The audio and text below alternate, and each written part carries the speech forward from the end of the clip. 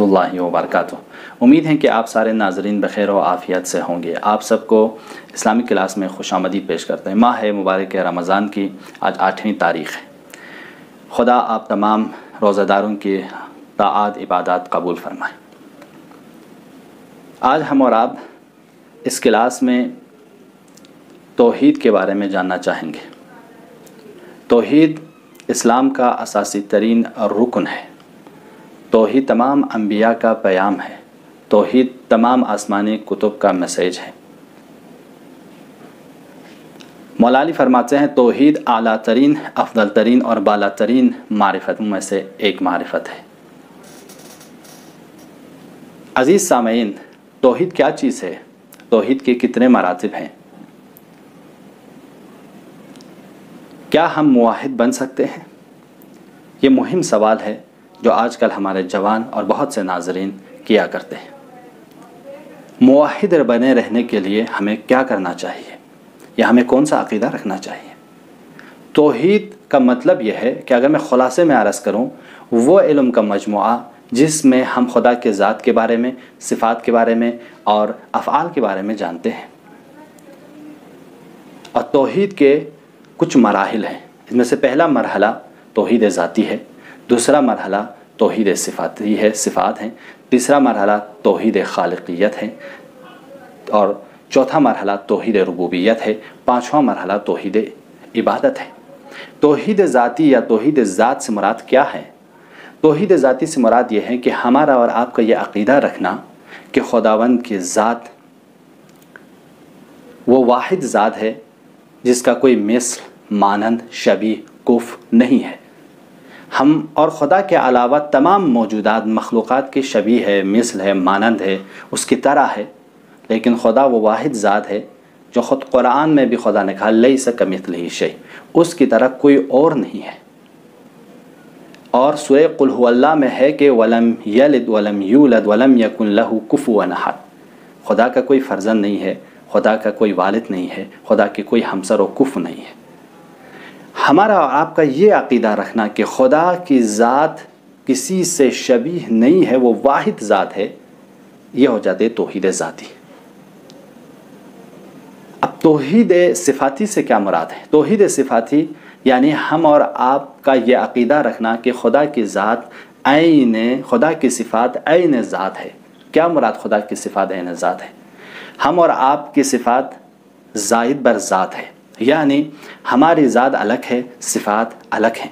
ہم اور آپ بچپن میں پڑھے لکھے نہیں تھے، اب پڑھے لکھے ہو گئے، یعنی ہم اب عالم بن گئے، یعنی یہ علم کی صفت اب آ گئی۔ بچپن میں ہم عالم نہیں تھے، ہم بچپن میں ضعیف تھے، اب قدرت مند ہو گئے۔ تو یعنی اس کا مطلب وہ چیز ہم میں نہیں تھی وہ ہمارے ذات میں آ گئی۔ تو اسے کہتے ہیں صفات زائد بر ذات، یعنی وہ صفات جو ہماری ذات میں اضافہ ہو گئی۔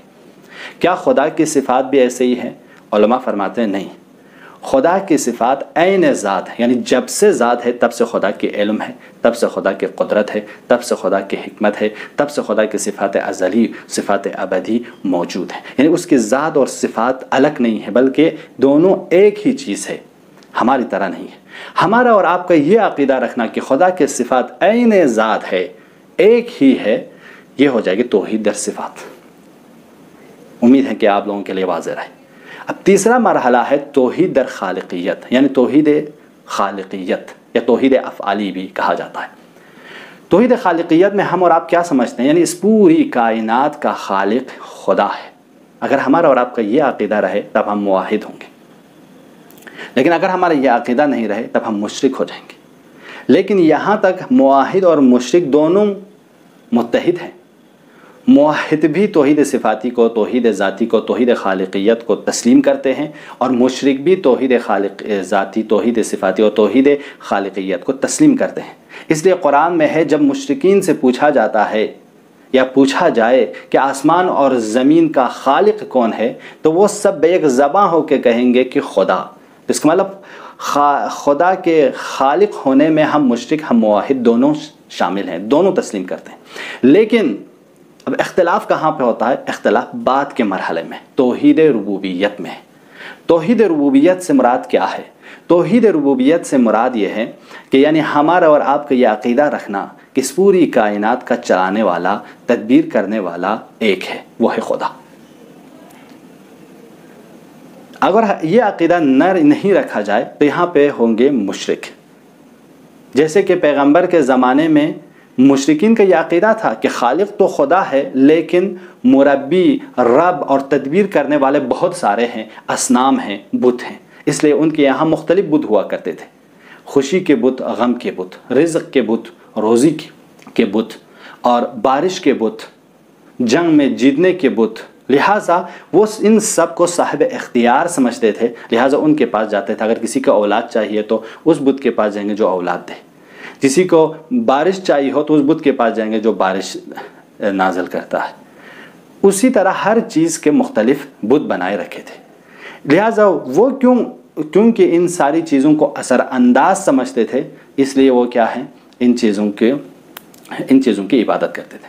آج یہ بہت مہم سوال کیا جاتا ہے اعتقاد میں اور کلامی مباحث میں کہ بہت سارے چیزوں کی عبادت کی وجہ کیا ہے، کیوں اتنے سارے لوگ مختلف چیزوں کی عبادت کرتے ہیں؟ اس کی ایک وجہ یہ ہے کہ ان کے یہاں توحید ربوبی کا کانسیپٹ واضح نہیں ہے، یعنی وہ ربوبیت میں بہت سی چیزوں کو اثر انداز سمجھتے ہیں، ہر ایک کو مربی جانتے ہیں، اس بنا پر وہ لوگ عبادت بھی اسی کے کرتے ہیں اور خدا کو چھوڑ کر ان ساری چیزوں کے عبادت کرتے ہیں۔ قرآن میں بھی بہت سی جگہ مذمت کی گئی ہے۔ بس یہاں پہ ہم میں موحد اور مشرک میں اختلاف ہو جاتا ہے کہ موحد صرف خدا ہی کو سمجھتے ہیں، اس پوری کائنات کا چلانے والا، اس پوری کائنات کا تدبیر کرنے والا، لیکن مشرک خدا سے ہٹ کر باقی چیزوں کو مربی اور تدبیر کرنے والا جانتے ہیں۔ اس کے بعد آخری مرحلہ آتا ہے توحید عبادی کا، یعنی توحید عبادت۔